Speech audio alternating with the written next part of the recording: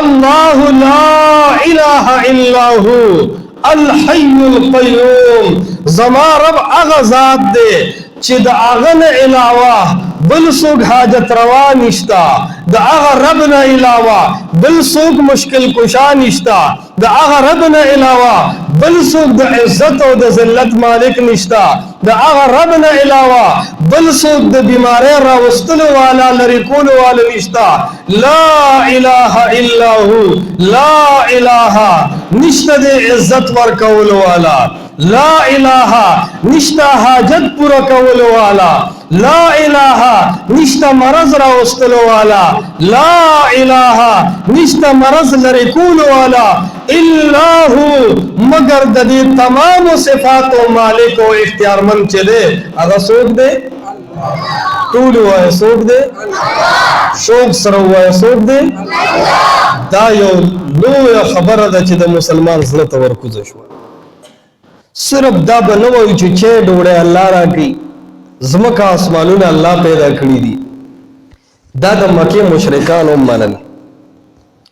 اصل خبره دا ده چې حاجت روا څوک دی، حاجات څوک پوره کوي، د چا دربار نه پوره کیږي. دا یو اختلافي مسله وه د هغه وخت په دور کې، په هغه دور کې د الله پیغمبر او جناب رسول الله صلی الله علیه وسلم دا پیغام د عرب په سرزمین باندې پیش کو چې لا اله الا هو، اے خلق د دغه رب نه علاوه بل څوک حاجت روا نشتا، بل څوک مشکل کشا نشتا.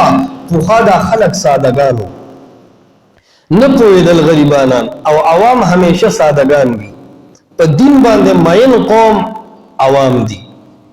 خو افسوس دا دی چې دې ته د قرآن او د حدیث تعلیمات زمونږه پړه هوا طبقه نه ورکوي. نو د خلکو چې ذهن په کم څیز باندې جوړ شي هغې طرف ته دا عوام روان وي. د هغه رب دا دومره لوی صفات د عوامو پرېښي او که نه پرېښي.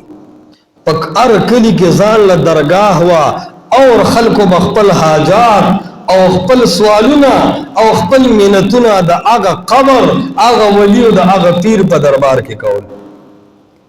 دا یو دور د جهالت په دې معاشره باندې نیکانو تکړه تکړه علماو ډېر محنتونه وکړل، خلک په دې خبره ورسېدل چې زمونږ ستاسو حاجات سر کوونکی خو یو پیر نه دی، یو قبر نه دی، یو ژوندی نه دی، یو مړی نه دی. اولاد ورکولو والا، اولاد اغستلو والا، نارینه اولاد ورکوونکی، زنانه اولاد ورکوونکی، دا یو نبی نه دی، یو ولی نه دی، یو مړی نه دی، یو ژوندی نه دی. دا صرف اور صرف څوک دی؟ الله. دا د مسلمان سوچ دی چې خپل رب به داسې پیژني چې د هغه الله صفات چرته مخلوق له ورنه کړي، اور د دغه رب تابعدار اوسئ. دغه رب یو قانون را لېږلی دی او یو د هغه قانون دپاره استاذ را لېږلی دی. هغه قانون د قرآن.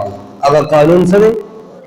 او د هغه قانون د پاره استاد او رهنما چې راغلي د محمد رسول الله صلی الله علیه وسلم د هغه اقوال دغه زندگی په ذخیره د احادیث د رسول الله صلی الله علیه وسلم کې دا.